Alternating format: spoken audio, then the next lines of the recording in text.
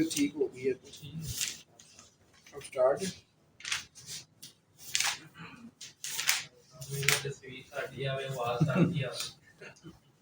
ठीक हो सब ये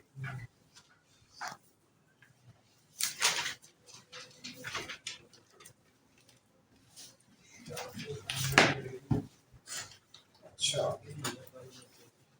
तो हम सेक्शन 6 को किया अभी हमने 6 को। अब हम सेक्शन, अच्छा यार ये नोट करें कि आज अगर मैं आपको वीडियो सेंड नहीं करूँगा, वीडियो इनकम टैक्स की मैं बात कर रहा हूँ। देखिए अंडरस्टैंडिंग तो आप लोगों ने देनी है ना, और विदाउट अंडरस्टैंडिंग नहीं चला जाएगा।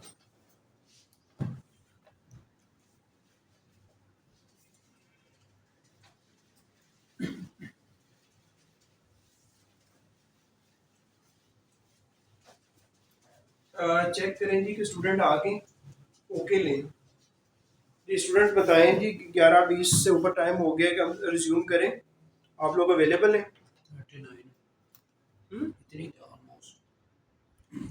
बस ठीक है। आप ओके का आ रहा है ना? यस सर प्लीज, सही हो गया। तो हम ऊपर को बस सही है, तो नया आया तो उसको देख लीजिएगा उसी तरह। अच्छा तो यार ये टाइटल्स का कहाँ तक हमने आपको असाइन किए हुए हैं कि यहाँ तक आपने करने हैं सेल टैक्स की? ये मैं इसलिए कह रहा हूँ कि अगली क्लास हमने सैटरडे को करनी है, उस वक्त जब आप क्लास में आए तो ये चीज़ें आपने देख ली हो। सेल टैक्स टाइटल्स मैं रिपीट कर रहा हूँ, ये आपके लिए भी है, आपने इनका रटा लगाना है। सेक्शन 1 से लेकर 40 तक टाइटल्स करने हैं आपने। दूसरा आपने शेड्यूल्स 13 के 13 करने हैं, और इसके अलावा जो पढ़ा गया है उसकी अंडरस्टैंडिंग डेवलप करनी है। फर्दर क्या करना है? फर्दर आपने एक काम करना है, और वो काम ये है कि आपको सेक्शन 9 से लेकर सेक्शन 11 तक एक वीडियो है, इनकम टैक्स ऑर्डिनेंस 2001, इसी चैनल के ऊपर आपने इसको सुनना है, देखना है और समझना है, और फिर उसको आपने अपनी बुक्स में जाके, और नोट्स अवेलेबल हैं इसके, उसमें से आपने पढ़ना है ये वाले। उसके बाद आपने क्या करना है, सेक्शन, क्योंकि आपने सैटरडे को आना है, सेक्शन 12, 13 और 14 इसकी वीडियो अवेलेबल है, इनकम टैक्स ऑर्डिनेंस 2001। तो आपने इसको भी करना है 12, 13 और 14, सही। ये आपने कंफर्म करें कि आपने ये देख के आना है, और आपने जब सैटरडे में क्लास शुरू हो तो किसी को कोई क्वेश्चन हो इनके बारे में, इनके बारे में किसी को कोई क्वेश्चन है, ठीक है, तो आप 8:30 से लेकर 9 बजे तक ये टाइम है सुबह। हाँ हाँ, क्लास हमारी स्टार्ट कब होती है? 9 बजे, सही। आप 8:30 पे अपने सारे क्वेश्चन जो है ना मुझे सेंड कर व्हाट्सएप के ऊपर। आप मुझे आप ना सेंड करें, आप तो क्लास में ही होंगे, ठीक है। आप जो क्लास में फिजिकल अवेलेबल है वो सेंड नहीं करें प्लीज। जो जूम स्टूडेंट है ना वो सेंड करते हैं, जूम स्टूडेंट मुझे व्हाट्सएप करते हैं, हम ये सेक्शन से रिलेटेड पहले आंसर करेंगे, और बाकी उसके बाद इनसे रिलेटेड जो क्वेश्चन होंगे जो अब तक पढ़ ली है वो हम सेकंड उसका आंसर करेंगे। आप लोग उसमें से गो थ्रू हो, और जब आंसर हो जाएंगे फिर हम क्लास को आगे लेके चलेंगे। तो ये आप लोगों ने जरूर कर लेना। अपने इंग्लिश की अरेंजमेंट भी साथ साथ करें, उसको भी साथ लेके चलें आप लोग। वो अच्छी अच्छी ग्रामर पढ़ाने वाले अवेलेबल हैं इंग्लिश की, उसको सर्च करें। सबसे पहले इसको इसको पढ़ें आप। हाँ,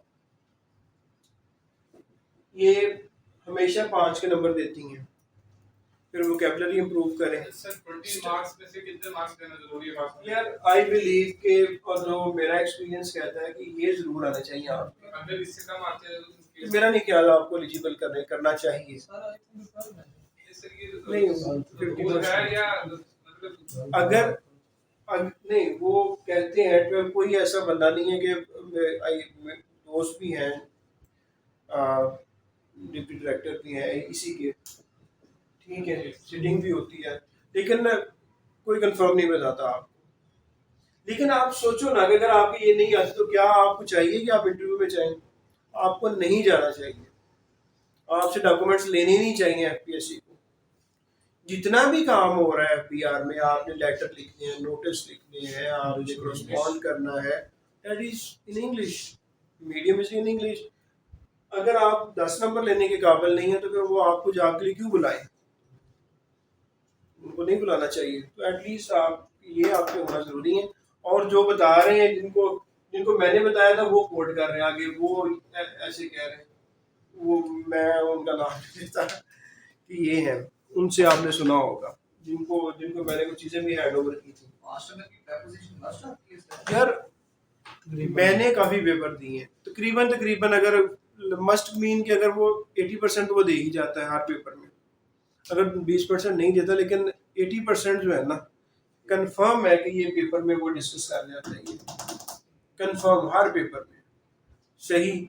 और वर्ब और नॉन का जो कॉम्बिनेशन है, इस लगेगा, आर लगेगा, हैज लगेगा या हैव लगेगा, हैड, ये यूज ऑफ वर्ब वर्ब का नाउन के साथ combination, noun and verb combination क्या बनेगा, सूटेबल कॉम्बिनेशन क्या है, वो 2-3 नंबर वो भी करवा जाता है। इसमें ना जो फिक्स प्रीपोजिशन होती है ना, वो ज्यादा आती है। किसकी फिक्स प्रीपोजिशन जो मींस के नाउन जो वो वर्ड्स दे देते हैं, उनके साथ में आना ही आना होता है, वो ज्यादा आता है। तो नहीं, ये आएगा अभी, कौन से वाली डालेगा ये नहीं मुझे पता, लेकिन ये पेपर में आएगा, तो इसको भी ना समझना स्टार्ट करें साथ साथ। मकसद ये है कि आपके आने का पर्पज एक कामयाब हो जाए, आप पेपर में मेरिट में आ जाए, तो साथ सारी चीज़ों को लेके चलें।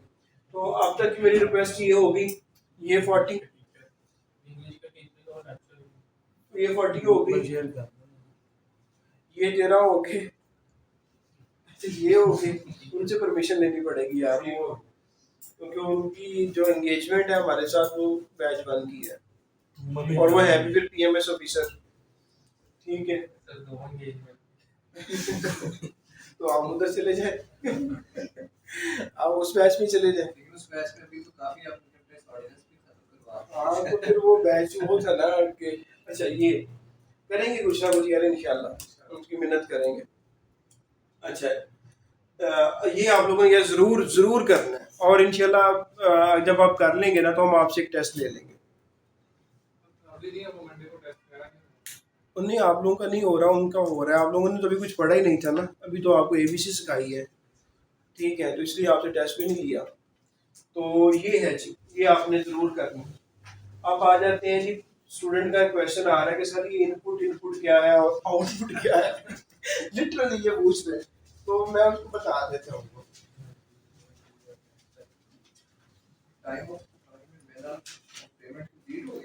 और यार वो तो छोटा सा था, दो ही था, उसमें 2 तरीके थे। अच्छा यार, ये सेक्शन 7 पे आ जाओ सारे। Section 7 is about determination of tax liability. Section 7 determination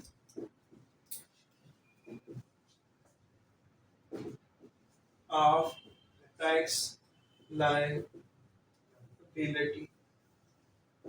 ये क्या करना चाह रहा है? कहते हैं डिटर्मिनेशन, मालूम करना ऑफ टैक्स की लायबिलिटी, जिम्मेदारी आपकी। तो ये मालूम करने चाह रहा है कि आपके ऊपर टैक्स की जिम्मेदारी क्या बन रही है।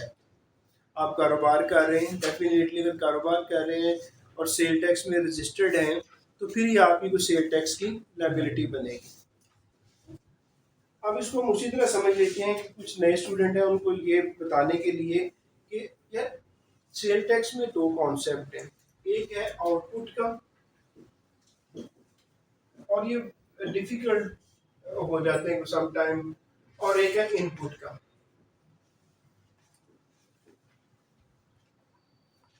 आप सेलर हैं, सेलर का पता है, जो चीजें प्रोव कर रहा होता है, जो चीजें बेच रहा होता है, वो कौन होता है? सेलर होता है।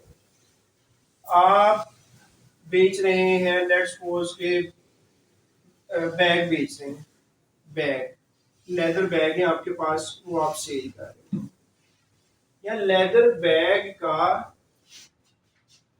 आप लेदर बेच रहे हैं, बैग नहीं बेचते, लेदर बैग में जो लेदर लगता है वो आप बेचते हैं। अच्छा, आप है मिस्टर ए, आप है मिस्टर ए और एक है मिस्टर बी। मिस्टर ए जो है वो बेच रहे हैं, बेचने की वजह से वो सेलर बन गए हैं। बेचते क्या है? लेदर बैग बनते हैं और उसका लेदर बेचते हैं। मिस्टर बी इनके पास आते हैं, जी मुझे लेदर चाहिए।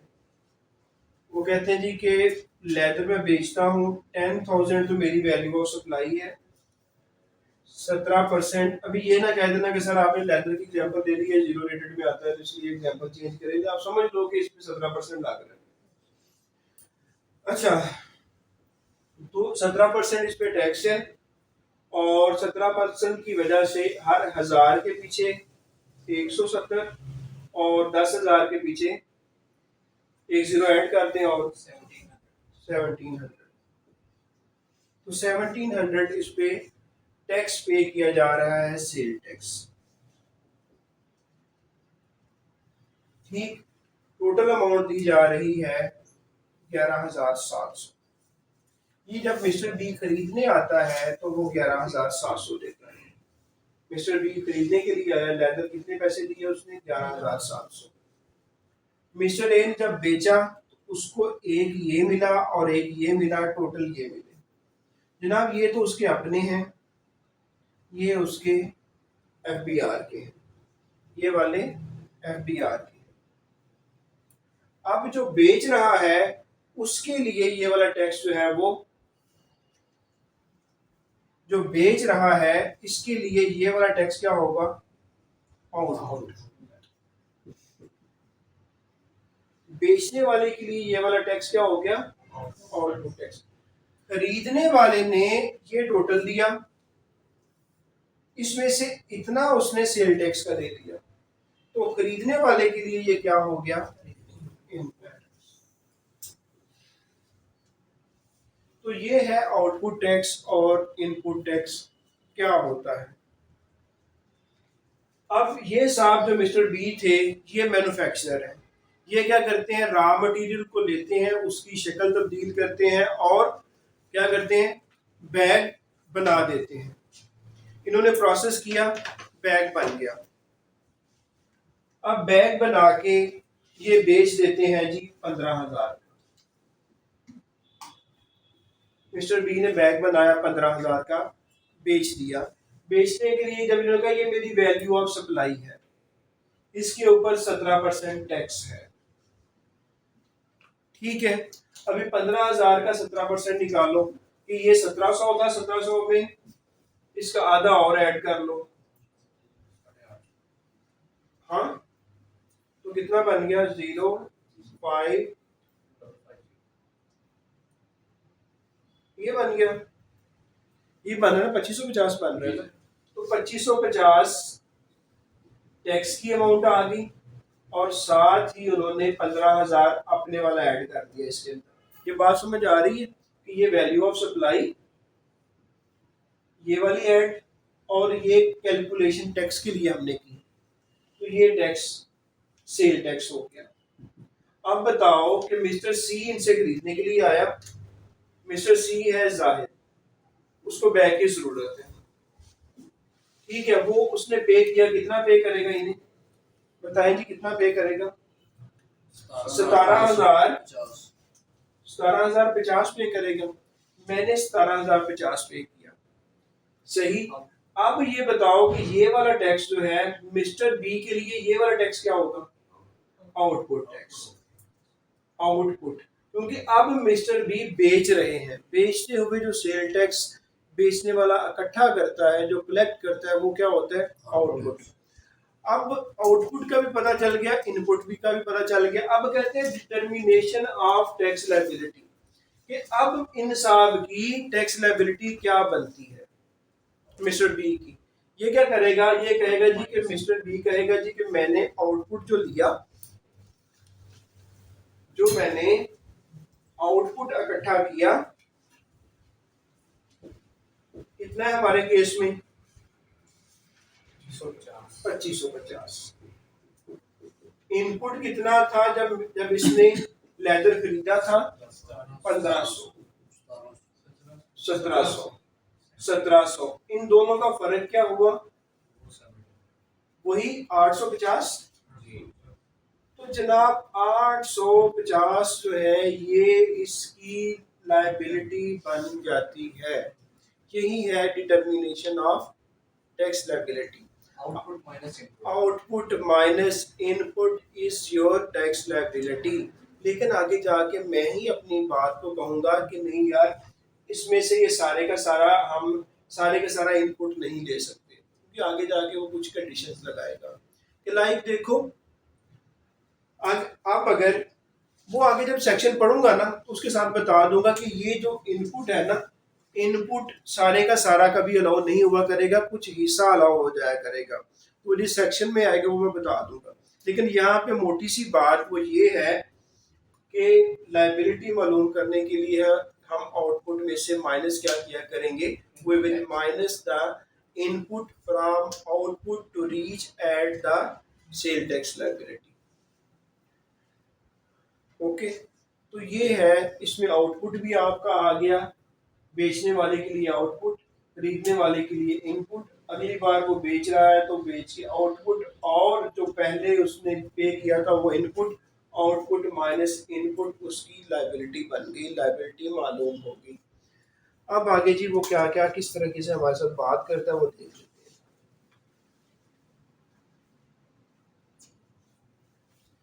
अच्छा, अब देखो कि क्या ये लेदर जो है, ये लेदर हमने इससे खरीदा टोटल 11,700। क्या हमेशा जो परचेजेस होती हैं वो कैश पे होती हैं, उधार नहीं होती? होती हैं, उधार होती हैं। तो अभी मैंने मिस्टर बी ने पैसे नहीं दिए,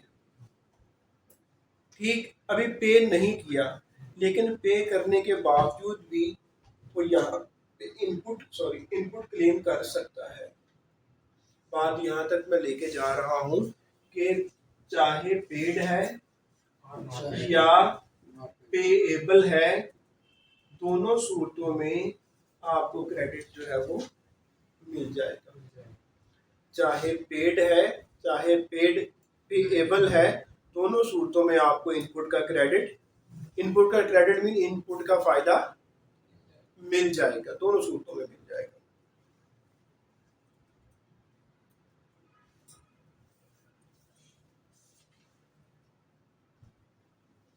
अच्छा, तो यहाँ पे यार ये वाला आउटपुट है ना, इसके बारे में फिर वो हमें याद दहानी करवाने जा रहा है।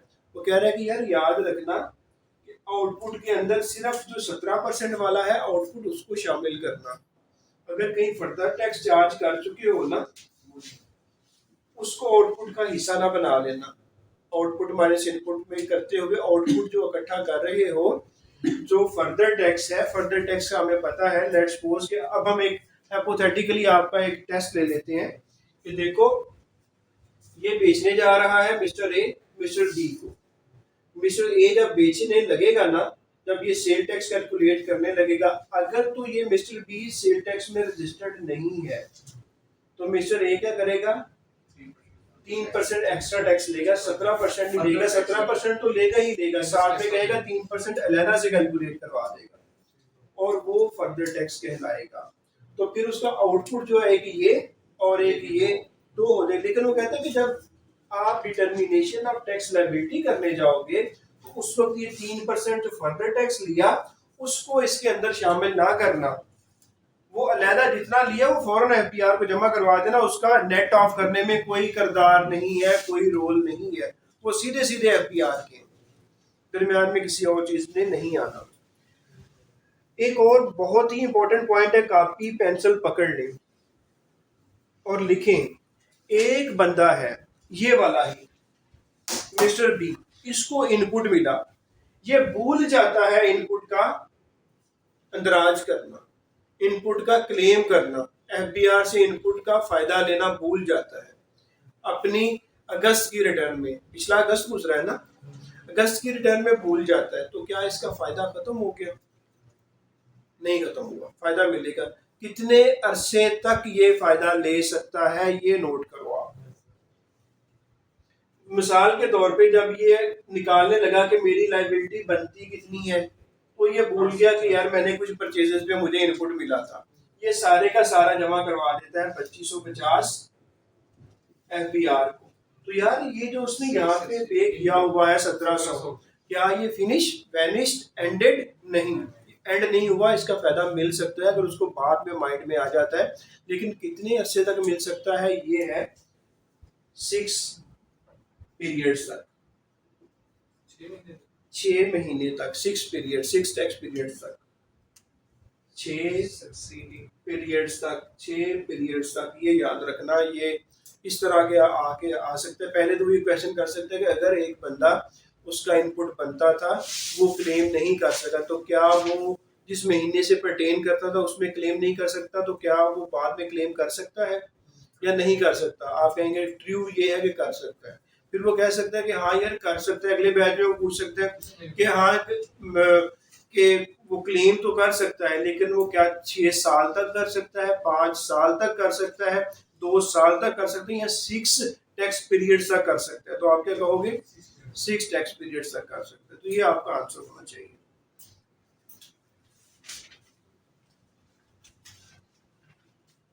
फिर वो कहते हैं यार इनपुट तुम ले तो रहे हो, लेकिन कुछ कंडीशंस हैं वो भी समझ लो कि वो कंडीशन आप पूरी करोगे ना तो फिर मैं इनपुट दूंगा, अदरवाइज मैं आपको इनपुट नहीं दूंगा। कह रहे हैं कि आपको मैं देता हूँ इनपुट, लेकिन इनपुट आपने चीज खरीदी है, आपको चीज खरीदते हुए इनवॉइस मिलती है, डेफिनेटली ये देखो ना ये बेच रहा है, तो क्या इन्होंने लेदर की इनवॉइस नहीं दी होगी? दी होगी। कहता है फिर इनवॉइस दिखाओ, इनवॉइस देखो, इनवॉइस खोलो, उसपे देखो कि क्या इनवॉइस के ऊपर लिखा हुआ ये मिस्टर बी की है,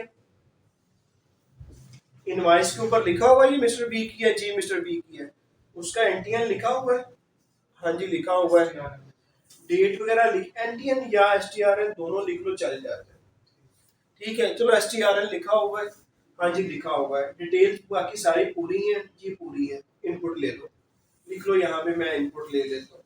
अगर वो नाम ही किसी और के हैं तो फिर आपको इनपुट किस चीज का जनाब? फिर आपको इनपुट नहीं मिलेगा। अच्छा यार बिजली के बिल पे सेल टैक्स लगता है?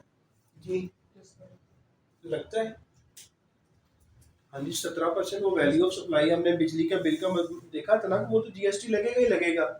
अभी एक बंदा टेक्सटाइल में चला रहा है, उस पर उसको सेल टैक्स, वो कपड़ा बनाता है, कपड़ा बनाते हुए गैस इस्तेमाल होती है, बिजली इस्तेमाल होती है, तो जब गैस वाले और बिजली वाले बिल बेचते हैं उसके अंदर वो सेल टैक्स लगा के बेचते हैं। तो क्या जो कपड़ा बना रहा है उसके लिए वो परचेजेस ऑफ सप्लाईज नहीं है? गैस और बिजली क्या वो परचेजेस नहीं है उसके लिए? है ना। अगर उसके लिए परचेजेस है और परचेजेस पे वो सेल टैक्स जमा करवा रहा है, तो क्या वो खरीदने वाले के लिए इनपुट नहीं होगा? होगा ना जी इनपुट। तो क्या उसको अपनी लायबिलिटी को मालूम करते हुए इनपुट का फायदा नहीं लेना चाहिए? तो वो कहता है कि लो फायदा। लेकिन एक चीज याद रखो कि जिस तरह इनवॉइस पे था ना, इसी तरह आप अपना बिल खोलो, बिल के ऊपर देखो कि बिल आपके नेम के ऊपर है, बिल के ऊपर आपका एसटीआरएन एनटीएन लिखा हुआ है, लिखा होता है ना यार। अगर नहीं लिखा होता तो लोग जब बिजनेस करते हैं और नेम चेंज करवाते हैं उसके ऊपर एसटीआरएन अपने जाके बिल इशू अथॉरिटी को एप्लीकेशन देते हैं, जी मैंने इस पे इनपुट क्लेम करना है क्योंकि आप सेल टैक्स दोगे, वो मेरा तो लाखों में सेल टैक्स बनेगा, ठीक है। मैं आगे कपड़ा बना के बेचूंगा, जब बेच के मुझे पैसे आएंगे, मैंने आउटपुट लेना है वहां से, तो मैं सारा आउटपुट का सारा आउटपुट एफबीआर को जमा करवाता रहूं और आपको भी पैसे देता रहूं सेल टैक्स के, मैं वो यहाँ से माइनस ना करवाऊँ, तो कहेंगे करवा लो, तो कहते हैं फिर मेरा नाम ठीक कर दो इसके ऊपर, ये मुझे STR एंड FPR ने दिया है, ये मेरे बिल के ऊपर लिख दो, जब भी मेरा बिल प्रिंट निकला करे मेरा STR एंड उसके ऊपर निकला करे, और इस पे मेरा एड्रेस वही प्रॉपर करो जो कि मैंने FPR के अंदर एड्रेस दिया हुआ है। तो अगर ये सारी चीज़ें मैच कर जाएंगी तो फिर आप जो भी आपका यहाँ पे बनेगा इनपुट आप दे सकते हो, अगर नहीं मैच करती तो फिर आपको अलाउ नहीं है। लाइक है मिस्टर A या मिस्टर B, बिल आ रहा है मिस्टर Z के नाम, ले सकते हो। आल्दो के काम आप उसी फैक्ट्री के अंदर कर रहे हो, सारा कुछ हो रहा है, लेकिन उसके ऊपर ना STR आ रहा है ना आपका नाम आ रहा है, तो जब FBR पकड़ेगा वो आपको देगा वो वाला, कहेगा यार ये तो तुम नाम ही कोई और है, तुम किसी और का फायदा उठा रहे हो। सर वो जगह तो रेंट में भी हो सकती है ना, वो रेंट वाला मीटर किसी को मालिक फिर के उस नाम वक्त क्या तो फिर ये आगे बहुत खुली डुली बातें हैं, आगे फिर कोर्ट के अंडर आएंगे इसके ऊपर कि अब इसका क्या किया जाए, लेकिन कानून के अंदर यही है कि जनाब अगर आपने इनपुट लेना है तो अपने बिल के ऊपर वही पार्टिकुलर्स लेके आओ जो कि आपके सेल टैक्स के अंदर है। सेल टैक्स रजिस्टर्ड होती है, उसके ऊपर एड्रेस लिखते हो, सारा कुछ कहता है, वो सारा कुछ उसके ऊपर लेके आओ, फिर आपको मिलेगा। अगर नहीं कर रहे तो आप गलत कर रहे हो, फिर जाके हम टैक्स लगा देंगे, जाके तोड़वा लेना किसी और से, ठीक है। ये आगे इंटरप्रिटेशन पे चला जाता है, इंटरप्रेट करने वालों के पास। अच्छा यार, एक तो हमने दो कर ली, एक टैक्स इनवाइस कर लिया, एक हमने कर लिया इलेक्ट्रिसिटी बिल। अच्छा यार, एक और बड़ी ना भी कम्प्लेक्स बात आ गई, वो ये, इसी को मिसाल लेते हैं, मिस्टर ए ने बेच दिया लेदर मिस्टर बी को। Mister A is a registered person, इसीलिए रजिस्टर्ड पर्सन है तो सेल टैक्स ले रहा है ना। क्या नॉन रजिस्टर्ड बंदा सेल टैक्स में सेल टैक्स इकट्ठा कर सकता है? करेगा तो फ्रॉड होगा, क्योंकि रजिस्टर्ड ही नहीं है। अच्छा, इसने कहा मिस्टर बी ने कि मैं जब अपनी रिटर्न फाइल कर रहा थी कि मैंने ये लेदर खरीदा है और ये मेरा इनपुट बनता है। मिस्टर ए अपनी रिटर्न फाइल कर रहा है, वो कहता है मिस्टर बी मुझसे खरीद के नहीं गया। अब देखो ना, यह डिस्क्रिपेंसी बन रही है ना, हालांकि मिस्टर बी ने एक्चुअली खरीदा है, सारा कुछ इसके पास है, मिस्टर ए ने डिक्लेयर ही नहीं किया मिस्टर बी को अपना बायर। अगर ऐसी सूरत हाल हो जाएगी तो इनपुट नहीं मिलेगा, ऐसी सूरत हाल हो जाएगी तो इनपुट मिस्टर बी को नहीं मिलेगा ना, क्योंकि मिस्टर ए की वजह से मिलना था। मिस्टर ए कह रहा है वो तो डिसऑन कर गया, उसने अपने कुशवारे जमा करवाए, उसने अपना एनेक्सस सी जमा करवाया। हम लोग जब सेल टैक्स रिटर्न फाइल कर रहे होते हैं ना, तो जब हम अपनी सेल्स एनेक्सस सी में शुरू होती है सेल टैक्स, ये आपके पेपर में कभी भी नहीं आएगा, मैं वैसे बता रहा हूँ। तो आप जब एनेक्सस सी आपने 10 तारीख तक जमा करवाना होता है, तो 10 को मैंने मिस्टर ए ने जमा करवाया, 10 को कि मैंने इनको सेल्स की। मिस्टर बी 15 को जनाब रिटर्न फाइल करने लगा, इसने कहा मैंने परचेजेस ये की हैं, इसने परचेजेस फीड की, इसके साथ मैच ही नहीं कर रही, क्योंकि उसने तो इसको सेल ही नहीं शो की। जब सेल नहीं शो करेंगे तो आप इनपुट नहीं क्लेम कर सकते, आपका इनपुट ही नहीं आ रहा होगा, सिस्टम में आया ही नहीं होगा, क्योंकि ये एनेक्सस सी फिल करेगा, उसमें इसका एंटीएन डालेगा, इसको फिर उसके अंदर से ऑटोमेटिकली एडजस्टमेंट पहुंच चुकी होगी। ये खोल के अपना मिस्टर बी अपना सिस्टम खोल के बैठा रहेगा, उसको फोन करेगा, यार तुमने तो मेरे इस परचेजेस ही नहीं बेची जो मैंने तुमसे खरीदी थी। वो कहेगा यार गलती होगी, अगले महीने भेज दूंगा, एडजस्ट कर लेते हैं, मैं एनेक्सस रिवाइज नहीं करना चाहता, ठीक है। तो इसका मतलब एक पॉइंट सिर्फ आपको बताना है कि मोहतरम, जब ये डिक्लेयर नहीं करेगा, सेलर डिक्लेयर नहीं करेगा, बायर को इनपुट नहीं मिलेगा। एक बात होगी। दूसरी, ये डिक्लेयर कर देता है, मिस्टर ए डिक्लेयर कर देता है कि हाँ मैंने सेल किए, टैक्स नहीं जमा करवाता, गवर्नमेंट के खजाने में टैक्स नहीं जमा करवाता, फिर भी आपको इनपुट नहीं मिलेगा। ये कानून के अंदर लिखा हुआ है। प्रैक्टिकली ये होता है कि जब वो डिक्लेयर कर देता है उस महीने मिल जाता है, लेकिन प्रोविजनल मिल जाता है। अगर वो पे नहीं करेगा तो ये रिवर्स हो जाता है। लेकिन थ्योरेटिकली यही है कि ये फिर बनेगा तो नहीं ना फिर उसका, क्योंकि उसने डिक्लेयर तो करते हैं लेकिन जमा नहीं करवाया। तो दोनों सूरत में आपको फायदा खरीदार को नहीं मिलेगा। अब बात आगे बढ़ती है, ये हमने कवर कर लिया। मिस्टर बी को तो नुकसान हो गया, तो उससे ना खरीदे अगली दफा। मिस्टर बी उससे नहीं खरीदने जाएगा तो उसका नुकसान होगा, उसका क्लाइंट खत्म हो जाएगा। तो वापस की करो। आप मेरे पास आ रहे हो ना पढ़ने के लिए, ठीक है, मैं आपको पढ़ा रहा हूँ, मैं आपको सही नहीं पढ़ाता, आप किसी और को रेफर नहीं करोगे, आप कहोगे ना जाना यार, नुकसान किसका हो रहा है? एक तो चलो आपका तो हुआ ही कि आप आगे, लेकिन नुकसान मेरा भी होगा कि नेक्स्ट और कोई नहीं आएगा, ठीक है। तो इससे हाँ कि मैं, आप डॉक्टर के पास जाते हो यार, वो उसके पास ना जाना, उसको कुछ भी नहीं पता, ऐसे ही बस एमबीबीएस मान के बैठ गया, स्पेशलाइजेशन कर ली है, लेकिन आता जाता उसे कुछ नहीं।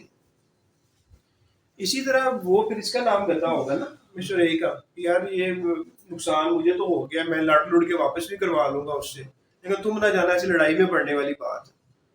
तो इसी तरह गुडविल बनती है ना कि चलो अभी पास करो आप, क्योंकि अभी हमने जो बात करनी थी वो कर दी है, हम आगे बढ़ते हैं। पॉइंट समझ आ गया, सॉरी मैंने आपको ऐसे लेकिन अब बाद में गपशप कर लेंगे। ये अपडेट हाँ, कहते हैं बिल पे कैसे सारे इनपुट होती है, मुकीद कुरैशी साहब।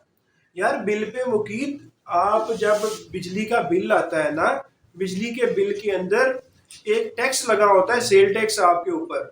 जब आपके ऊपर सेल टैक्स आपने खरीदा, जब खरीदार खरीदते हुए को टैक्स, सेल टैक्स पे करता है, तो उसका इनपुट होता है। आप बिजली का बिल देने जाते हो, बिजली के बिल आप देते हो, उसके अंदर आप सेल टैक्स भी गवर्नमेंट ऑफ पाकिस्तान को दे रहे होते हो। तो जब खरीदार जब सेल टैक्स पे करता है कोई चीज खरीदते हुए, उस पर जो सेल टैक्स पे होता है वो इनपुट टैक्स होता है। आई होप कि आपको समझ आ गया होगा। अच्छा, तो अब आगे बात ही आगे है। अच्छा यार, वो कस्टम वाला कैसे होगा जी? कस्टम वाली एडजस्टमेंट कैसे मिलेगी आपको? कस्टम जब आप इंपोर्ट कर रहे हो, इंपोर्ट करते हुए अभी समझ लो कि ये खत्म, मिस्टर बी ने इंपोर्ट की, मिस्टर बी ने क्या किया? इंपोर्ट। इंपोर्ट करते हुए कस्टम वालों ने, कस्टम अथॉरिटीज ने इससे कस्टम ड्यूटी भी ली, एडिशनल कस्टम ड्यूटी भी ली, रेगुलेटरी ड्यूटी भी ली, फेडरल एक्साइज ड्यूटी भी ली, और साथ में सेल टैक्स भी दे दिया। आपको इनपुट मिलने सिर्फ सेल टैक्स की। इन्होंने जो आपसे सेल टैक्स लिया कस्टम वालों ने, आपने उनके पास बैठ जाना है और उनकी मिन्नत करनी है कि जनाब मेरा ना डाटा इंटर कर दो, कहीं मिस ना कर देना, अगर मिस कर दोगे ना तो मुझे इनपुट नहीं मिलेगा। वो कहता है ठीक है सर जी मैं कर देना ਤੁਹਾਡਾ, लेकिन कुछ तुसी भी तो करो ना, ठीक है। तो आप थोड़ा सा कुछ करोगे, वो आपका सारा डाटा अपडेट कर देगा, और जब आप रिटर्न फाइल करने लगोगे आपको इतना ज़्यादा इनपुट मिलेगा। ठीक है, चलो तो मैं बात समझ आ गई कि कस्टम वालों से भी आपने क्लियर करवाना है, वहां से इनपुट लेना चाहते हो तो क्लियर करवाओगे, ठीक है। कस्टम वाले वैसे इतने बुरे नहीं, जितना हमने बना लिया यार, सारे एक जैसे ही ऐसे ही है। तो एफबीआर में जो बैठे हैं सामने फ्रंट डेस्क पे, इधर है अपने इनलैंड रेवेन्यू में। अच्छा, चलो उनका सिलेबस भी ज्यादा होता है, कस्टम इंस्पेक्टर बनना है तो उनका सिलेबस भी ज्यादा होता है, वो खुला डुला सिलेबस है। यहाँ पे तो छोटा सा सिलेबस है। Literally speaking, inspector inland revenue बनने के लिए आपको एक चीजें इकट्ठी करके बता देंगे कि यार ये है, ये कर लो बन जाओगे। एक आपको एक बर्तन में चीजें डाल के दे दी गई कि ये आपने हजम करनी है। वहां पे खुला डुला है, कहीं से भी आ सकते हैं।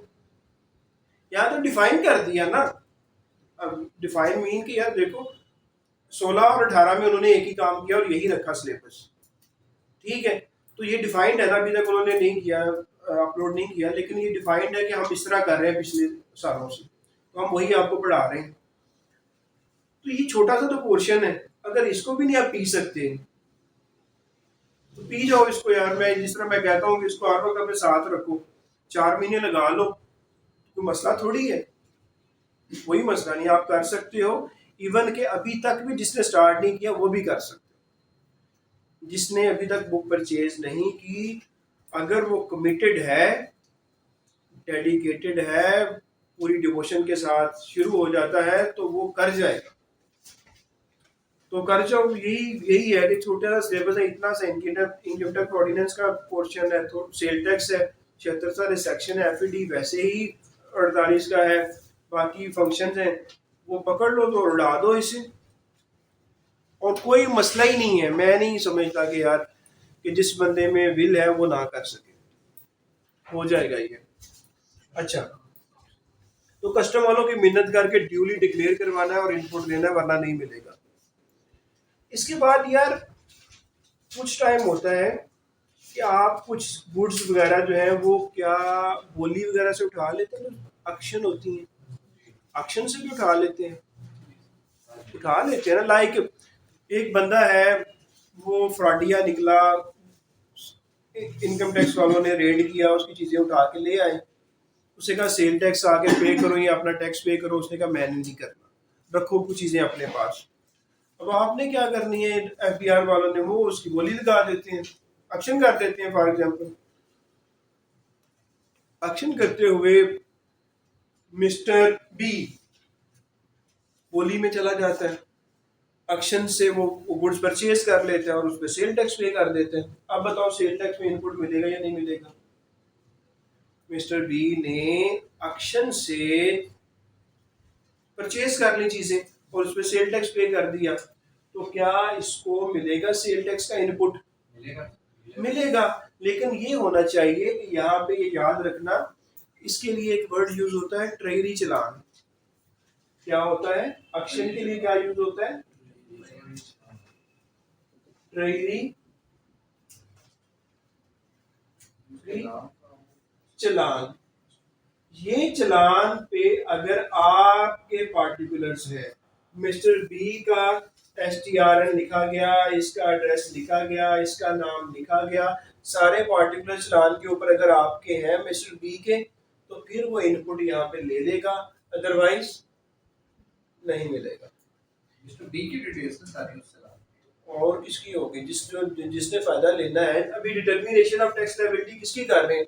हमने पकड़े मिस्टर बी को हुआ है, हर एग्जाम्पल को भगा के हम लेके आ जाते हैं मिस्टर बी के ऊपर। कस्टम में मिस्टर बी को ले गए, सप्लाई के वक्त हम मिस्टर बी को ले गए, टैक्स एडवाइस के ऊपर मिस्टर बी को ले गए, बिजली के बिल के ऊपर, गैस के बिल के ऊपर मिस्टर बी को ले गए। अभी मिस्टर बी को बोली के ऊपर लेके जो एक्शन हो रही है, एक्शन से मिस्टर बी ने चीजें खरीद ली, उसके ऊपर सेल टैक्स पे कर लिया, अभी उसकी टैक्स की लायबिलिटी मालूम होने लगी है, आउटपुट माइनस इनपुट। इनपुट में जो उसने बोली से चीजें खरीदी, एक्शन से चीजें खरीदी, उस पर सेल टैक्स पे किया हुआ है, तो जनाब को यहाँ करके और अपना फायदा उठा लेगा। ठीक हो गया। अगर उसका नाम नहीं लिखा गया, खरीदी मिस्टर बी ने, नाम लिखा गया मिस्टर डी का या जी का या जी का, तो क्या मिस्टर बी वो क्लेम कर सकते हैं? वो कहेंगे मिस्टर जी जिसका नाम लिखा गया वो आके ले ले, आपको नहीं मिलेगा। अच्छा जी, तो यार determination of tax liability section number 7 is over, her angle से ये पूरा हो गया। नीचे जो 3 4 है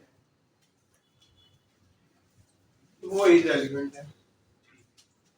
ठीक है जी, आगे बढ़ते हैं, क्योंकि यार ये चार्टर्ड अकाउंटेंट ने भी कोई बुक्स बनाई हैं, इन पे भी एतबार कर लें थोड़ा सा। अच्छा, 7वें के बाद कौन सा है जी? ये मैंने लिखा हुआ है 7वें के बाद हमने 7A पढ़ने के लिए हमने चले जाना है बेयर एक्ट के ऊपर। तो 7A कहता है levy and collection of tax on specified goods on value addition. तो यार इससे क्या समझ आ रही है आपको? Value addition section 7A and collection of tax up on value addition। जी सर इसका मतलब ये है कि उन्होंने मींस के लगाना ना है, किन चीज़ों पे लगाना है और कलेक्शन कैसे करनी है। अच्छा, तो इसका यार इसका हम ये करने ये लगे हैं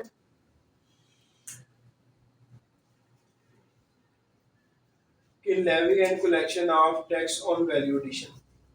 वेल, ये पहले तो आपने टैक्स लगाया और फिर कलेक्ट किया, ठीक है, किसके ऊपर? वैल्यू एडिशन के ऊपर। वैल्यू एडिशन क्या है कि आपने चीज जितने की ली उस पे काम किया और जितने की बेची। लाइक आपने रॉ कपड़ा ले लिया, रॉ क्लॉथ लिया 2 लाख का, आपने उस पर प्रिंट किया, प्रिंट करके आपने उसको भेज दिया 3 लाख का। इन दोनों का डिफरेंस क्या है? 1 लाख। ये बच्चों आपने वैल्यू एडिशन की, आपने उसकी कदर में कितना इजाफा किया, कि जो इजाफा आपने किया ये वैल्यू एडिशन। ठीक है, तो वैल्यू एडिशन पे भी इस तरह करके, हालांकि वो बेच तो कितने का रहा है? 3 लाख का, तो आपको वैल्यू ऑफ सप्लाई ये है, लेकिन 2 लाख में हम दे चुके हैं। तो वो कह रहा है कि हम एक तरीका बता देते हैं आपको, इसके लिए हम आपको शेड्यूल भी बता देते हैं। 12th ही है ना यार, 12वां शेड्यूल ही है ना, तो यानी 12वां मिनिमम वैल्यू एडिशन का है, लेकिन ये इसी के अंदर कवर होगा टोटल वैल्यू एडिशन में, कि आप अपना वैल्यू एडिशन पे सेल टैक्स दे दो, वैल्यू एडिशन पे सेल टैक्स दे दो। तो ये सेक्शन इस पे टैक्स लगाना और फिर टैक्स को कलेक्ट करना उसको डील करता है। और वैल्यू एडिशन होती क्या है वो मैंने आपको बता दी, जितने का आप परचेज करते हैं, स्पेसिफाइड किस्म की गुड्स हैं, हर एक पे नहीं है, वो स्पेसिफाइड किस्म की गुड्स हैं उनके ऊपर है।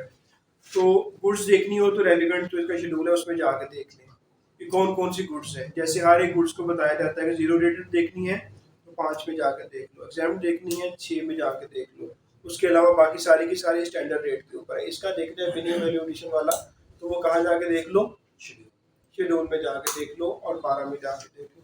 अच्छा, तो वैल्यू एडिशन का आपको कॉन्सेप्ट आ गया कि जो फर्क होगा जितने का खरीदा जितने का बेचा, वो दरमियानी फासला वैल्यू एडिशन है, वैल्यू एडिशन पे सेल टैक्स लगा दो।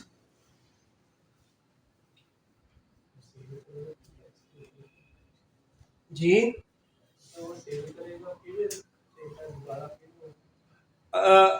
अब मुझे बताओ कि इसका आप आंसर दो कि इसके अलावा क्या हो सकता है?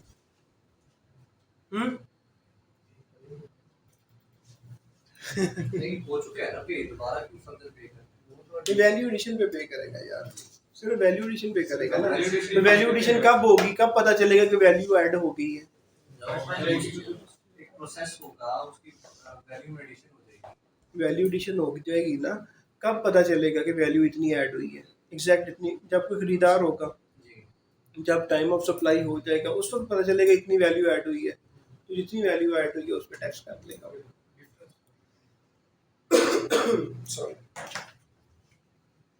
अच्छा यार, आगे हम एक सेक्शन पढ़ते हैं, लेकिन ना मैं थोड़ा सा पानी पी के आ जाऊँ। हाँ मुझे तगड़ा सेक्शन। हाँ 8A 8B सारे तगड़े सेक्शन। सिर्फ मुझे ना 3 से 4 मिनट दें, अगर बाहर पानी पड़ा हो ना। 7 खत्म हो गया।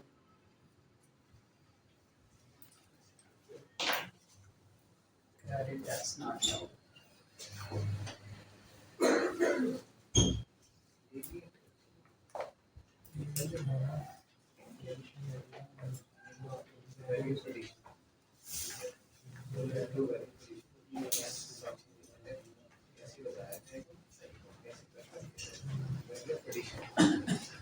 That is for section 7A.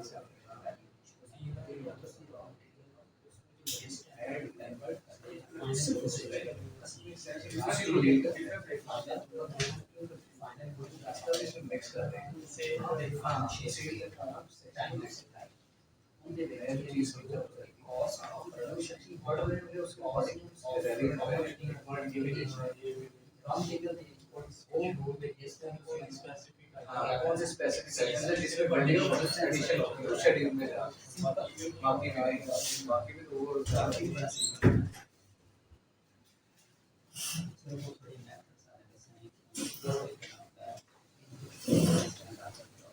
पानी तो बहुत ठंडा था, बिस्किट मैंने कहा यही ठीक है।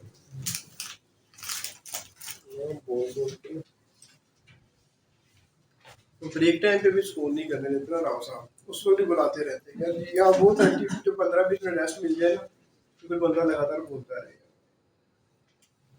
सॉरी आपका ना 2-3 मिनट है ऐसे।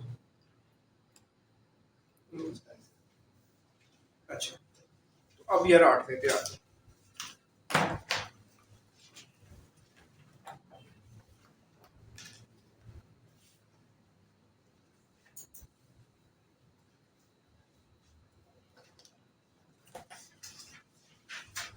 अच्छा यार ये वो कह रहे हैं टैक्स क्रेडिट नॉट अलाउड।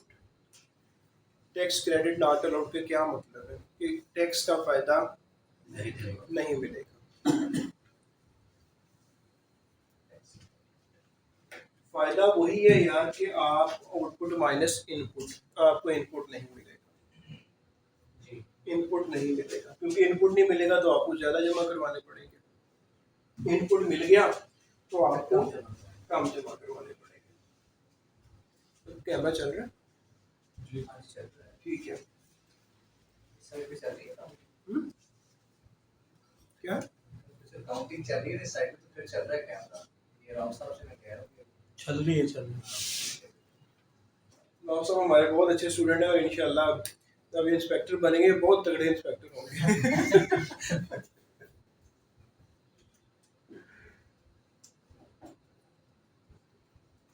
क्योंकि ये पहले से रिसोर्सफुल पर्सन है, जिंदगी का काफ़ी टाइम इन्होंने गुजारा होगा, देखी हुई है ना जो चीज़ें ये ज़माने में कैसा होता है, कैसे चलना होता है। एक बच्चा है वो जो 22-23 साल वाला बनेगा, 24 साल वाला, उसको 6-7 साल लगेंगे मैच्योर होते हैं।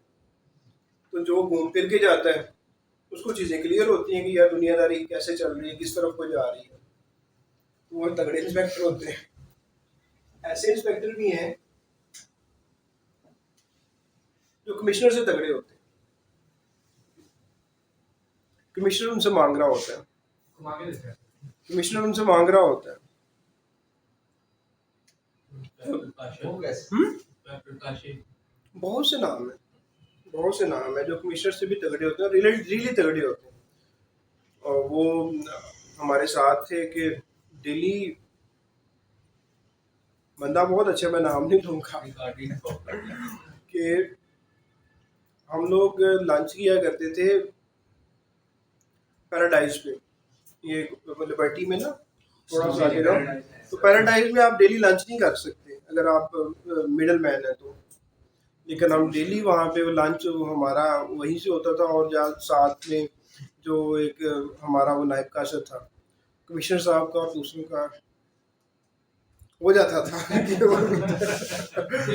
तो ये बहुत कम दर्जा है, मैं बता रहा हूँ, ये छोटा दर्जा है ये। लेकिन वो बंदा किया करता था, खुले दिल का था। तो कोई नहीं आप आए खाना शाना, जो खाना मेरी तरफ से बड़ा, हम कहते थे कि आज हम दे, नहीं। तो राव साहब को उस तरह का नहीं, मैंने कहा राव साहब वैसे हेल्दी वाले इंस्पेक्टर होंगे। अच्छा टैक्स थोड़ा सा माहौल ठीक हो जाता है इस तरह, और इसमें थोड़ा सा जिनके इरादे हैं उनको थोड़ा सा और जज्बा मिलता है कि यार चलो यार ये बहुत पैसा मिलने जा रहा है। तो कुछ हमारी तरह के होते हैं, कहते हैं यार तुम की कमाया इंस्पेक्टर बन के, भाई क्या कमाया अभी तक, ऐसे ही है। अच्छा जी, तो यार इसमें वो कह रहा है कि किन किन को नहीं मिलेगा, मैं आपको बता देता हूँ। तो किन किन वजूहात की बुनियाद पे नहीं मिलेगा। पहले वाले सब सेक्शन में वो कहता है कि यार देखो आपकी टेक्सटाइल है, कम साल की तरफ दे रहा हूँ, मैं समझा देता हूँ। वो कहना कि आपकी टेक्सटाइल है, फैक्ट्री है, बहुत बड़ा प्लांट लगा हुआ है, उसके अंदर वो गैस कंज्यूम कर रही है। जब गैस का बिल आता है तो गैस के बिल के ऊपर सेल टैक्स भी लिखा होता है, और वो आप गैस खरीद रहे होते हो, खरीदने पे सेल टैक्स पे करते हो, वो आपका इनपुट बन जाता है। ठीक है, वो आपकी लायबिलिटी बनेगी, आउटपुट माइनस इनपुट है, वो क्लेम कर, मुझे कोई डर कोई मसला नहीं है, आप ले लो फायदा। लेकिन बात ये है कि बात सुनो, ये तुम टेक्सटाइल फैक्ट्री तो बनाई हुई है तुमने, साथ में एक रहायशी कॉलोनी भी बनाई हुई है आपने, रहायशी। जी अक्सर देखे ना बहुत बड़ी बड़ी जो है शिवपुरा रोड पे आप ट्रेवल करें ना, जी सारी फैक्ट्री है यहाँ पे। तो फैक्ट्रियां भी बनी हुई हैं, उसकी बैक साइड पे उन्होंने अपने मुलाजमों के लिए कॉलोनियां भी बनाई हुई हैं, उनको वहां पे उन्होंने क्वार्टर वगैरह या बंगले वगैरह दिए हुए हैं। ठीक है, तो कहते हैं बंगलों में भी तो गैस जा रही है, उसका बिल भी तुम्हारे अंदर आ जाता है, तो क्या इनपुट तुम्हें मैं उसकी भी देता जाऊं? नहीं, उसकी मैं इनपुट नहीं दूंगा। जो आप पर्सनल यूज के लिए कर रहे हो, या इसे कह लो अदर देन बिजनेस यूज,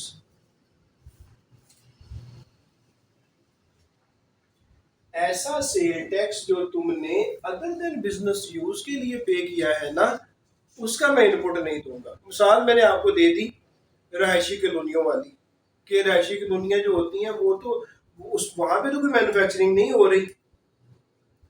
ठीक है, जब जब मैन्युफैक्चरिंग नहीं हो रही वहां पे जो सेल टैक्स है उसका फायदा नहीं मिलेगा। ये भी पहले वो लेते होंगे, लेकिन किसी ने सोचा होगा कि यार ये तो काम ठीक नहीं हो रहा, तो फिर ये कानून में अमेंडमेंट करवा दी गई। डिफरेंशिएट कैसे करते हैं फिर ये? फिर वो ना FBR कह देता है उन्हें ना, सुई गैस वालों को, कि इनके रहायशी कॉलोनी के ना मीटर अलहदा कर दें। FBR फिर कहता है उनको कि यार हमने ये सेल टैक्स इनको इस तरह नहीं करना, या तो हमें बताएं कि कितने परसेंट इनकी उधर होती है, मेजरमेंट का कोई इक्विपमेंट लगाएं वहां पे, कि कंजम्पशन फैक्ट्री की कंजम्पशन कितनी है और रहायशी कॉलोनी की कितनी है। उस हिसाब से फिर जितनी कंजम्पशन है परसेंटेज के साथ मल्टीप्लाई करके कह देते हैं कि इतना इनपुट ले लो, इतना नहीं मिलेगा। तो बात मोटी ये है कि पर्सनल यूज के लिए या अदर देन बिजनेस यूज के लिए अगर आपने सेल टैक्स पे कर दे, आप खाना खाने चले जाएं, ठीक है, आपने एक स्टील की छोटा सा फैक्ट्री भी लगाई हुई है, खाना खाने आप जा रहे हैं, वहां पे आप सर्विसेज का टैक्स पे करते थे 16%। आप बुकिंग करवाते हैं अपने घर का फंक्शन के लिए, वहां पे सेल टैक्स कट जाता है, आप वो सेल टैक्स की इनवाइस उठाए, आप कहें कि मैं इसके अपने बिजनेस में क्लेम कर लेता हूँ, तो क्या वो ठीक है? नहीं, FBR ये कह रहा है कि ये वाला इनपुट नहीं मिलेगा, वो आपका बिजनेस यूज नहीं है, वो आपका पर्सनल यूज था। दूसरा मैंने आपको बता दिया, वो रहायशी फैक्ट्री वाला बता दिया।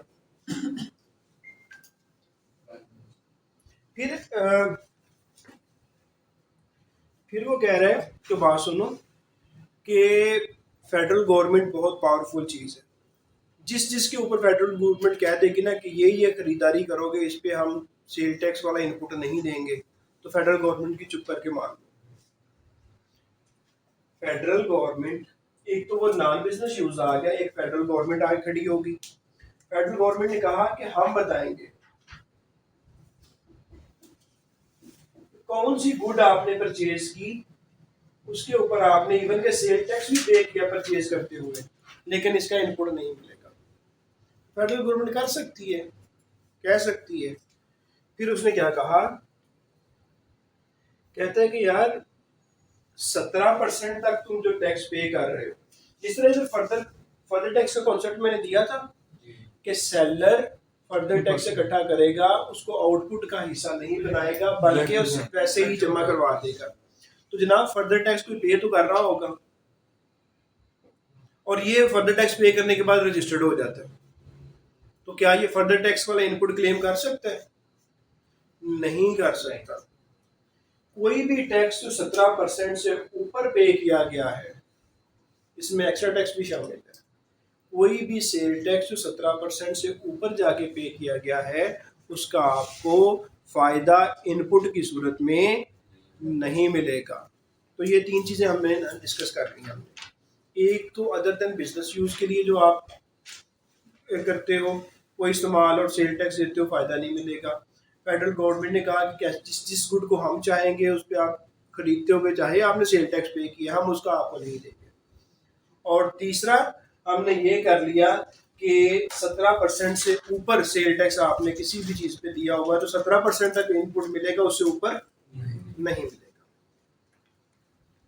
अच्छा जी,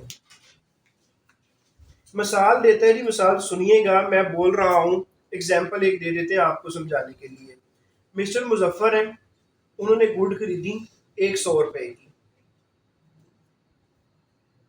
और 100 रुपए की खरीद के मिस्टर मुजफ्फर, एग्जाम्पल मैं इसको आपको ये करवा देता हूँ। मिस्टर मुजफ्फर हैं, उन्होंने 100 रुपए की खरीदी चीज़ और उसके ऊपर उन्होंने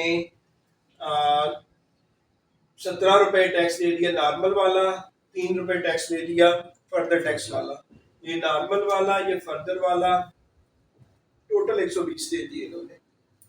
आप बताएं कि इनपुट जब वो लेने जा रहे हैं उनको ये मिलेगा या दोनों 20 मिल जाएंगे? बताएं। 17%। तो आपको इस तरह वो क्वेश्चन देता है पेपर में कि जनाब मिस्टर ये हैं, इन्होंने मुजफ्फर साहब ने ये काम किया, आप हमें इनपुट नीचे बता दें। इनपुट इसका 17 रुपए होगा, 3 रुपए होगा, 20 रुपए होगा, नॉन ऑफ दी अबव। तो आपका आंसर क्या होना चाहिए? 17। ठीक हो गया? इससे मजा तब है इस तरह के दे क्वेश्चन, ठीक है ना, कि इस तरह क्वेश्चन लिखी छोटा सा एक लाइन में, नीचे ऑप्शन 3-4 बता दो कौन से वाला है, तो फिर सही है। ये एग्जांपल होगी जी हमारी।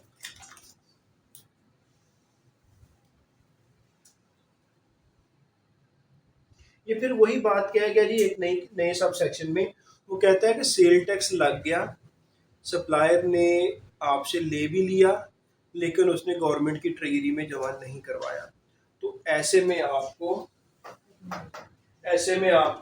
टैक्स क्रेडिट नहीं मिलेगा। फिर वो कहता है कि देखो क्रेस्ट का कौन मुझे बताएगा? क्रेस्ट क्या होता है जी?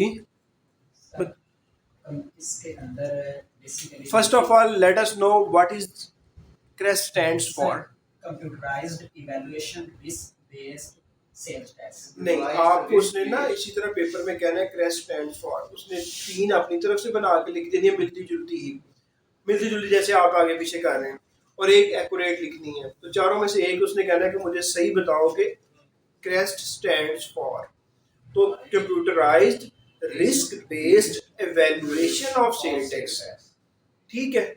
तो क्रेस्ट चला, क्रेस्ट के चलने का मैंने तरीका बताया था ना सबको, क्रेस्ट कैसे चलता है कि मिस्टर ए और मिस्टर बी दोनों का कंपैरिजन करता है कि ए बेच रहा है, बी खरीद रहा है, क्या ए ने शो किया कि मैंने बेचा है और क्या बी ने शो किया मैंने खरीदा है। अगर तो ये डिस्क्रिपेंसी नहीं आती तो फिर तो आपको एडजस्टमेंट मिल जाएगी।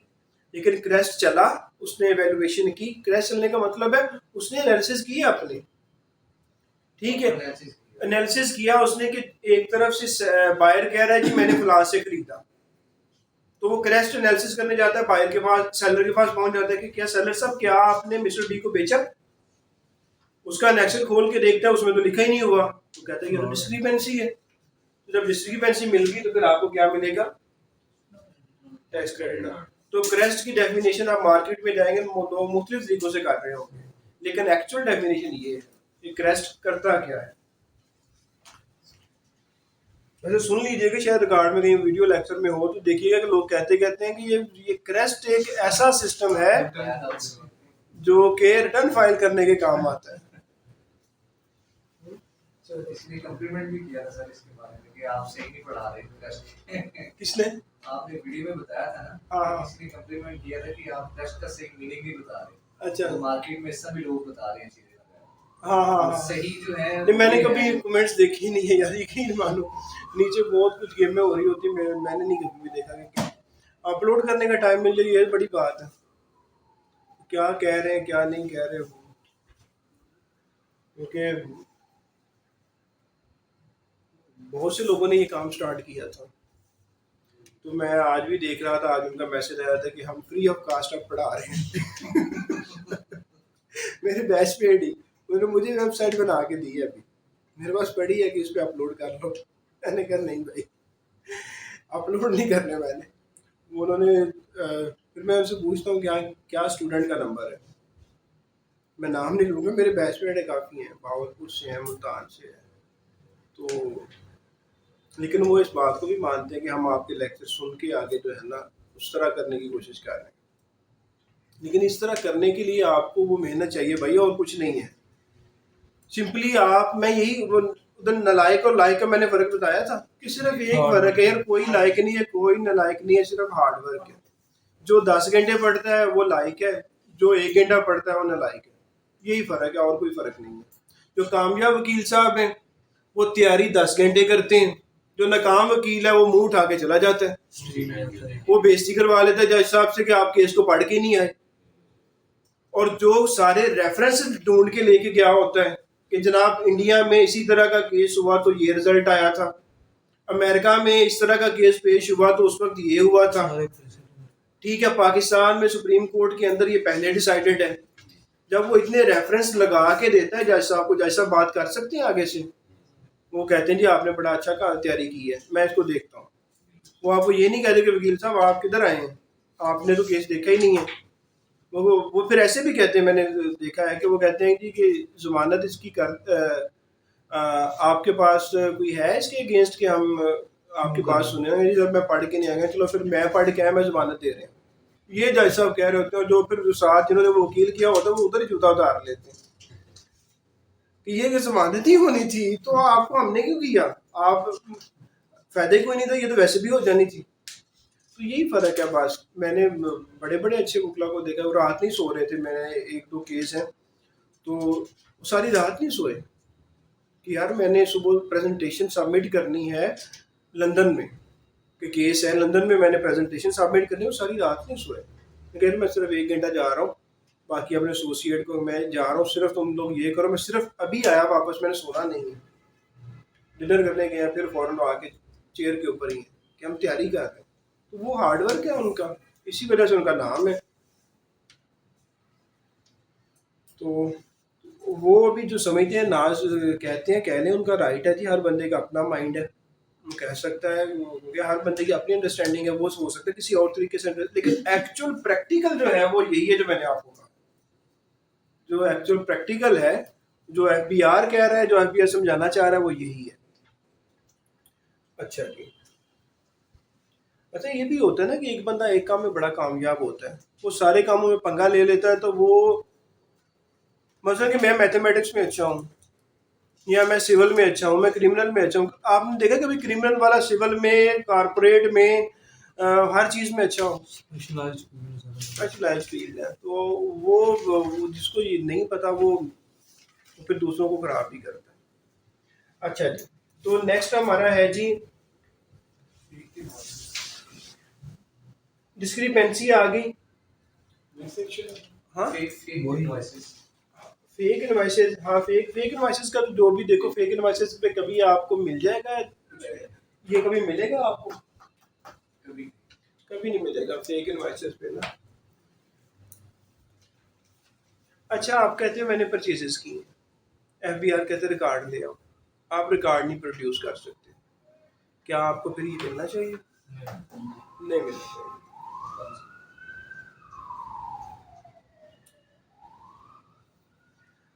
अच्छा यार, कारोबार पता क्या कर रहे होते हैं, क्या कारोबार तमाम के तमाम जो लोग कर रहे होते हैं वो सिर्फ टैक्सेबल सप्लाईज कर रहे होते हैं? कुछ कर रहे होते हैं, कुछ टैक्सेबल भी कर रहे होते हैं, एग्जाम्प्ट भी कर रहे होते हैं।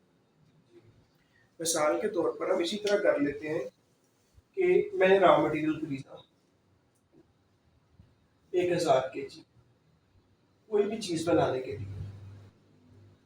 अच्छा इससे से मैंने 2 चीज़ें बनाई, एक तो मैंने टैक्सेबल बनाई और एक मैंने एग्जाम्प्ट बना दी। एग्जाम्प्ट पे लग गया 200 kg और इस पे लग गया 800 kg। जब भी मैं खरीदने गया था 1000, मुझे मिला था ये 10 रुपये, तो ये कितना हो गया 10,000। 10,000 पे मैंने 17% के हिसाब से 1700 पे किया था। जब मैंने पे किया था खरीदते हुए सेल टैक्स, मेरा ये इनपुट टैक्स बन गया, बना या नहीं बना? बन गया। अब देखो 200 kg मैं इधर यूज कर रहा हूँ, 800 kg इधर यूज कर रहा हूँ, तो क्या ये पूरे का पूरा 1700 पे ही मुझे इनपुट मिल जाना चाहिए? फिर वो कहेगा कि नहीं भाईजान, आप देखो 1700 तो था पूरे पूरे पूरे 1000 kg पे, ठीक है, तो इसमें से 800 तो आपने कर लिया है टैक्सेबल पे, तो 1700 का 800 जो है ना, जो फ्रैक्शन बना के निकालो कितना बनता है जी? करें जी जल्दी से।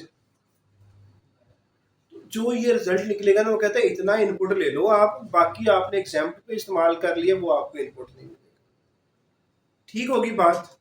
तो जितना रेलिवेंट टू टैक्सेबल सप्लाईज है वही मिलेगा, जो अदर देन टैक्सेबल सप्लाईज है वो आपको हम नहीं देने जा रहे, ये हमारा कानून कह रहा है।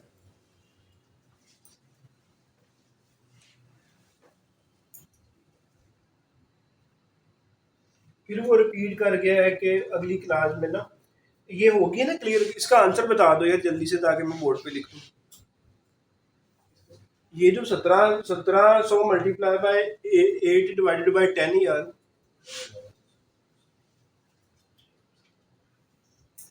वो इसको आपको दे सकते हैं पेपर में कि यार इतना है, वो इतना ये है, इतना ये है, आंसर बताओ इनमें से कौन सा ठीक है। ये थोड़ी सी कैलकुलेशन पेचीदा है, वो आसान सी कैलकुलेशन दे देगा, लेकिन करेगा तो वही जिसको कॉन्सेप्ट होगा।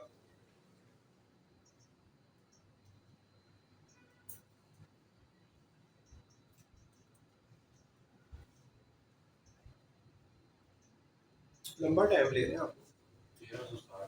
1360, तो जो भी है इसका रिजल्ट आया 1360, तो 1360 इनपुट अलाउ होगा। बाकी 1700 माइनस 1360 कितना डिफरेंस आ गया? 200 240 240 नॉट अलाउड हो जाएगा क्योंकि 240 लाख के एग्जामिनेशन। बात बन गई जी। चलो फिर वो अगेन वो हमें कह रहा है कि मेरी बात सुन लो, कि मैं दोबारा बताता हूँ कि जो पर्सनल यूज़ के लिए और नॉन बिजनेस यूज़ के लिए कर रहे हो उस पर आपको इनपुट नहीं मिलेगा। फिर वो कहते हैं कि यार कि जो आप इमूवेबल प्रॉपर्टी वगैरह पे अगर कोई सेल टैक्स वगैरह दे देते हो, इसके ऊपर ये नोट ही कर लेना आप लोग, ये नोट कर लेना। इसमें आगे जाके ना वो एक चीज़ अजीब करने लगा है, तो वो कह सकता है कि आपको ना वो नंबर ले सकता है इससे। इमूवेबल प्रॉपर्टी पे आप अगर सेल टैक्स देते हो ना तो वो कह रहा है कि नहीं मिलेगा, लेकिन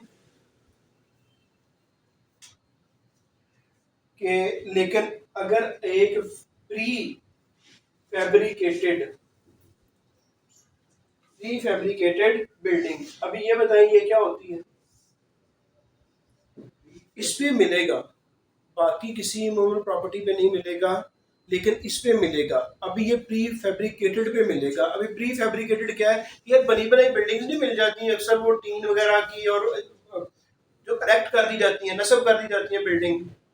राव साहब को इस तरह की बिल्डिंग होती है ना, हट वगैरह बने होते हैं, हमारे यहाँ तो कम है, लेकिन अगर हिली एरिया में जाएं तो बनी बनाई वो फिक्स नहीं कर देते एक जगह ला के, खोखे आप कह लो, या हमारे यहाँ कॉन्सेप्ट कम है, गोरों की कंट्रीज में ज्यादा है कि वो बनी बनाई बिल्डिंग्स को फिक्स कर देते हैं।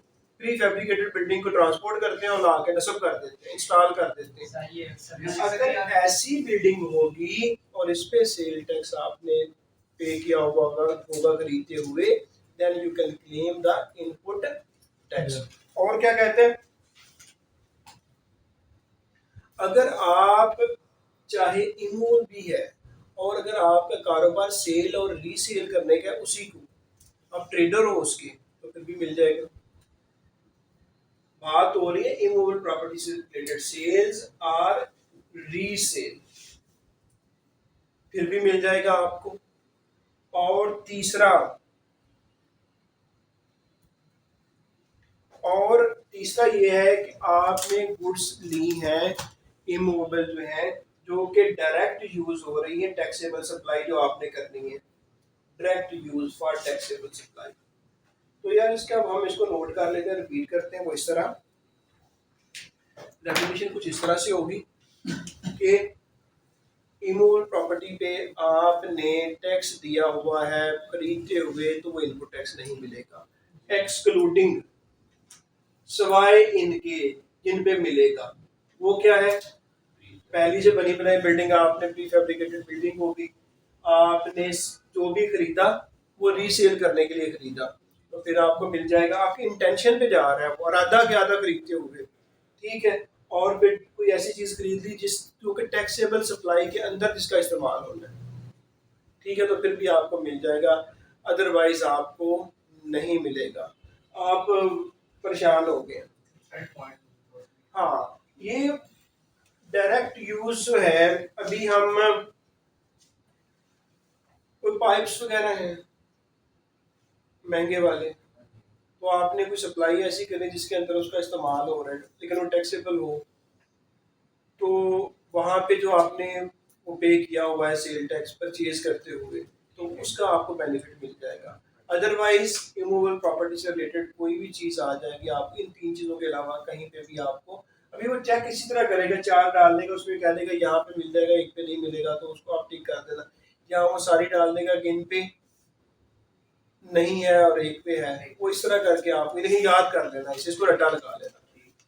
ठीक है जी स्टूडेंट, प्लीज़ आप शुरू हो जाएं जूम वाले। मैं बैठ रहा हूँ, तो जूम स्टूडेंट जो है ना वो क्वेश्चन कर लीजिए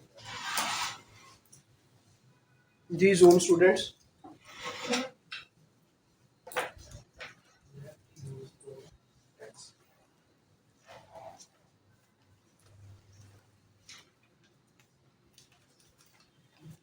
यार प्रोविजन इसको थोड़ा सा डिफाइन करें। मैं वह शिक्र आप दोबारा जो है ना बेटा ये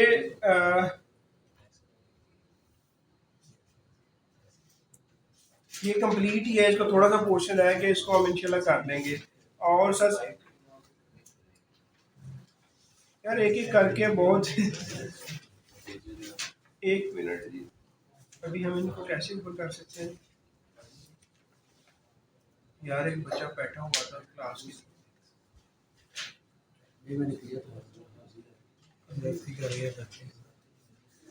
आप दोनों बैठा था यार। अच्छा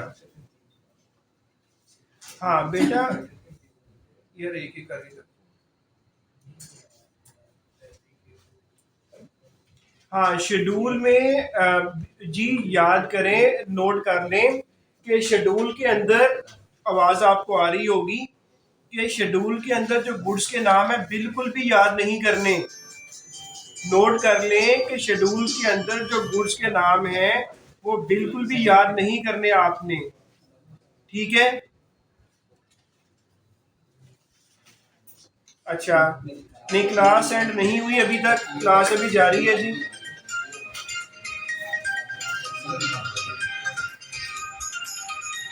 बाहर जाके ना दोस्त आया मेरे सर, अंदर आके देख लेना बाइक खड़े सुन। अच्छा शेड्यूल हो गया, क्लास एंड नहीं हुई, हाँ मिलेगा। मुकीद आप दोबारा क्वेश्चन कर लें। महवेश आप प्रोविजन को थोड़ा सा प्लीज कॉन्टेक्स्ट के साथ पूछें कि इसमें आप क्या पूछना चाह रही हैं।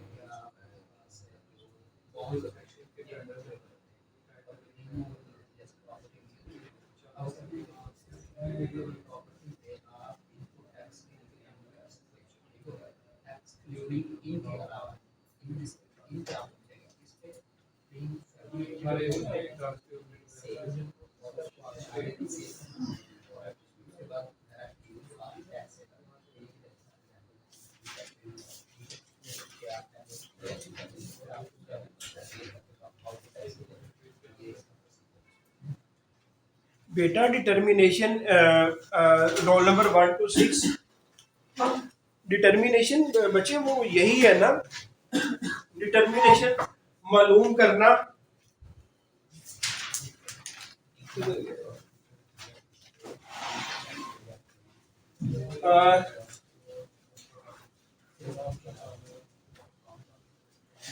Determination of tax liability, determination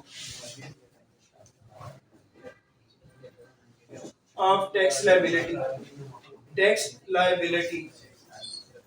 तो बच्चे मालूम करना है कि आपने एफबीआर को पैसे कितने देने हैं आपने जब रिटर्न फाइल कर रहे हैं उस वक्त। तो इसको मालूम करने के लिए देखो, आप चीजें बेच रहे हैं तो बेचते हुए आपको आउटपुट मिला होता है, आउटपुट टैक्स होता है। आप चीज बेच रहे हैं, बेचते हुए सेल टैक्स इकट्ठा करते हैं, वो आउटपुट है।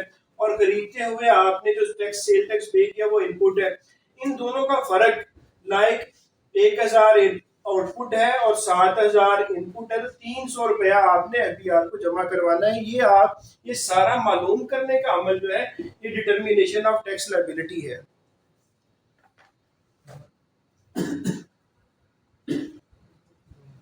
जी burden of proof collection of tax में हमने बता दिया, जो कलेक्ट कर रहा होता है उसके ऊपर है, जो कलेक्ट कर रहा होता है उसके ऊपर है। बेटा ट्रेड डिस्काउंट जो है वो ये होता है, देखो आप चीजें बेच रहे हो आप चीजें बेचते हुए आप डिस्काउंट दे देते हो। फॉर एग्जाम्पल 1000 की चीज है, आप उस पे ऊपर 10% डिस्काउंट देते हो। ठीक है, तो कितना डिस्काउंट आया जाएगा? 100 रुपया। 100 रुपया आपने डिस्काउंट दे दिया, आपने 900 रुपये रिसीव किए, तो टैक्स अभी क्या 1000 पे लगेगा। सेल टैक्स 17% इसका होगा या इसका होगा? जनाब अगर तो आपने जो डिस्काउंट दिया वो अकॉर्डिंग टू मार्केट प्रैक्टिस है, मार्केट प्रैक्टिस के मुताबिक है, ठीक है। और तो फिर और आपने इनवॉइस के ऊपर लिखा हुआ है, अगर ये दो कंडीशन मेट कर रहे हैं तो ये फिर आप इस पे लगा लोगे, नहीं तो सेल टैक्स आपको इस पे देना पड़ेगा।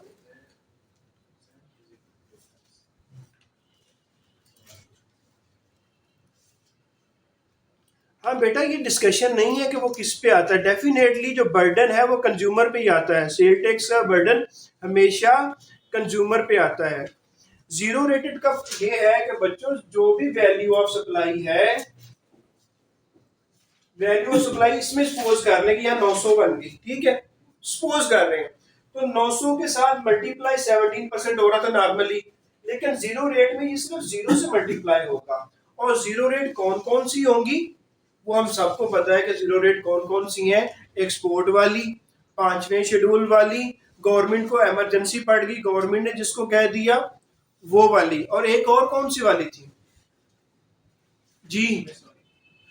जहाज बाहर जा रहा है उसकी कन्वेंस के ऊपर जो प्रोविजन और स्टोर यूज होने हैं उस वाली, ठीक है। ये 3 तरह की थी, इसके अलावा जीरो रेटेड में और कोई नहीं थी। इवन कि एक्सपोर्ट को भी हमने निकाल दिया कि एक्सपोर्ट ऐसे मुल्कों को हो रही है जिसको फेडरल गवर्नमेंट ने कहा कि इन पे जीरो नहीं करना, वो भी निकाल दिए। एक्सपोर्ट वहां पे हो रही है कि इरादा है कि री इम्पोर्ट कर लेंगे, वो भी निकाल दिए। कस्टम वालों को लिखवा दिया कि ये एक्सपोर्ट हो रही है, लेकिन बाद में उसको भी कटवा दिया, तो वो भी जीरो रेटेड से निकल जाएगा। ये पूरे का पूरा सेक्शन 4 हमने दोबारा रिवाइज कर लिया। बेटा इनपुट क्लेम करना, इनपुट क्लेम करना, इनपुट क्लेम करने का मकसद है आपने टैक्स कम देना, आपने सेल टैक्स कम देना। मिसाल के तौर पर आपका सेल टैक्स, आपने चीजें बेची, बेच के 1000 रुपया सेल टैक्स बन गया आपका। आपने खरीदते हुए जो टैक्स दिया हुआ था वो आपका इनपुट है। तो क्लेम करने का मकसद ये है कि आप 1000 देने की बजाय जितना आपने इकट्ठा किया, फॉर एग्जाम्पल 500, वो माइनस करते हैं तो 500 दे दें। बेटा rightly I am not able to recall the provisions. Provision होती ये है कि ये एक लायबिलिटी होती है। अगर प्रोविजन की डेफिनेशन करें तो बेटा प्रोविजन की डेफिनेशन ये होती है कि ऐसी लायबिलिटी जिसका टाइम मुकर्रर नहीं है कि कब उतारनी है। फिर मैं आपको जनरल बता देता हूँ, अगर आप स्पेसिफाई नहीं कर रहे।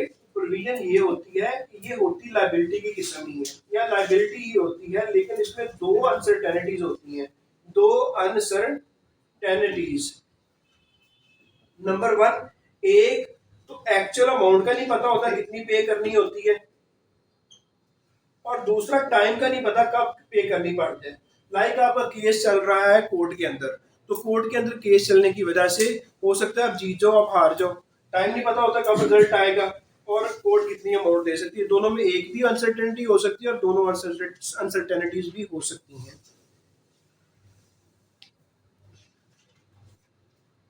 बेटा प्रोडक्शन और मैन्युफैक्चरिंग का हमने पहले लेक्चर में डिस्कस किया, तो वो हमने बताया कि प्रोडक्शन लाइक भट्ठे वाले हैं, भट्ठे मीन ब्रिक्स मेकर, उनके ऊपर प्रोडक्शन पे टैक्स लग जाता है, जो प्रोड्यूस कर रहे हैं उसके ऊपर, उनकी कैपेसिटी के ऊपर, ना कि ये कहा जा रहा है कि आप जितने ब्लॉक बनाए उसके हिसाब से नहीं, उनकी कैपेसिटी के ऊपर टैक्स लग गया। तो मेरे ख्याल से काफ़ी हो गया।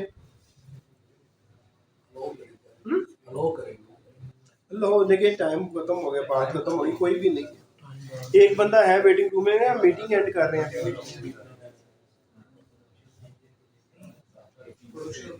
तो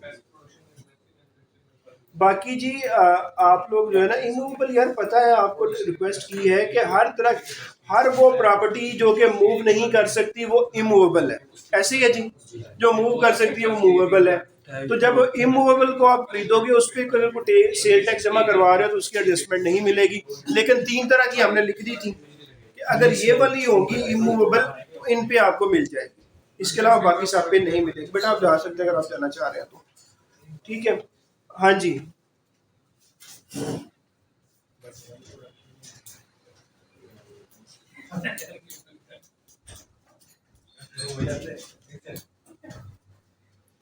यार ये तो कह रहे सारा लेक्चर ही। अच्छा यार बाकी क्वेश्चन अच्छा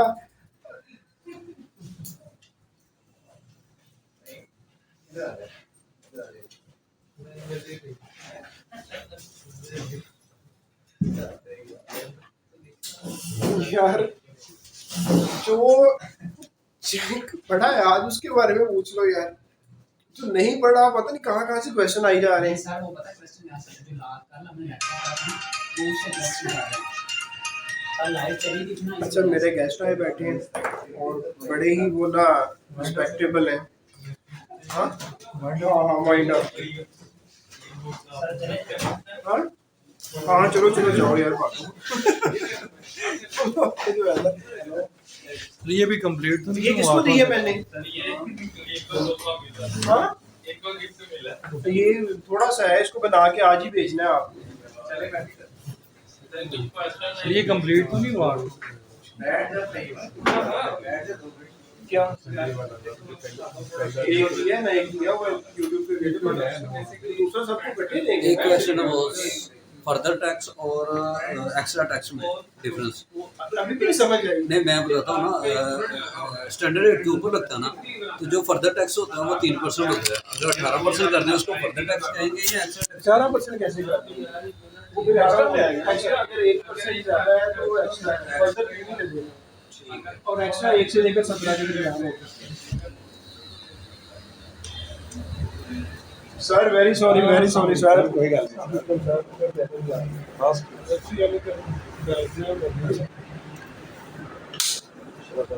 स्टूडेंट